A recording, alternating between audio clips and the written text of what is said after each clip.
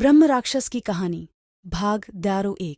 प्राचीन समय की बात है। एक छोटे से गांव में एक विद्वान ब्राह्मण रहता था। उसका नाम देवदत्त था। देवदत्त अपने ज्ञान और तपस्या के लिए प्रसिद्ध था। उसने अपने जीवन का अधिकांश समय वेद पुराणों का अध्ययन और पूजा पाठ में व्यतीत किया था। परंतु उसका स्वभाव अत्यंत क्रोधित और अहंकारी था। एक दिन देवदत्त ने एक दुर्लभ यज्ञ का आयोजन किया। यज्ञ की सफलता के लिए उसे हर नियम का कठोरता से पालन करना पड़ा।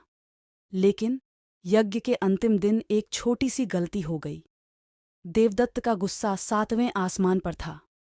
उसने अपने शिष्यों को भला बुरा कहकर भगा दिया और स्वयं ही यज्ञ संपन्न करने का निर्णय लिया। यज्ञ पूर्ण होने के बाद देवदत्त ने सोचा कि उसने सब कुछ अपने बल पर किया है और अब वह अमरत्व का अधिकारी बन गया है।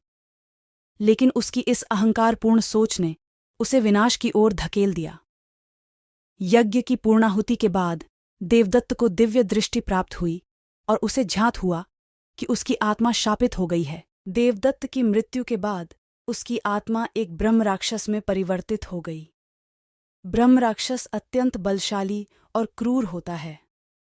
वह विद्वान ब्राह्मण की आत्मा होती है जो शापित होकर राक्षस बन जाती है। ब्रह्म राक्षस की शक्ति असीमित होती है, लेकिन उसका क्रोध और अहंकार उसकी कमजोरी भी होती है। देवदत्त अब ब्रह्म राक्षस बनकर गांव के पास वाले जंगल में रहने लगा। गांव के लोग भयभीत हो गए और रात को जंगल के पास जाने की हिम्मत नहीं करते थे। धीरे धीरे ब्रह्म राक्षस के आतंक के किस्से दूर दूर तक फैल गए। हर कोई उसकी शक्तियों और क्रूरता से डरने लगा। लेकिन हर कहानी में एक नायक होता है। इस कहानी में वह नायक था एक युवा योगी जिसका नाम अनिरुद्ध था। अनिरुद्ध को अपने गुरु से यह ज्ञात हुआ कि ब्रह्म राक्षस कोई और नहीं बल्कि देवदत्त की आत्मा है जो शापित होकर इस रूप में बदल गई है।